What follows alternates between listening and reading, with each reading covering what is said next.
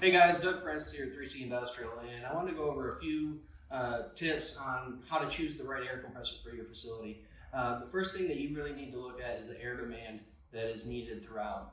You're going to have different pieces of equipment that require certain CFM to operate that equipment properly. It's also going to have a max pressure rating. Typically, throughout manufacturing in larger facilities, they're going to want a 100-pound air compressor. 100 psi. But having the proper airflow will determine the horsepower size that you need. Make sure you read the owner's manuals of all the equipment that you're running in your facility.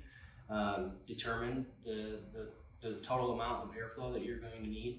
And from there, now you can get into sizing your air compressor. So now that you're in the air compressor room or in the area that you want to put your air compressor, it's important to know what voltage that you have available. Make sure you have the proper power needed to power the compressor that you're interested in. You can look at several different options when it comes to compressed air, depending on the constant demand that you have throughout your facility.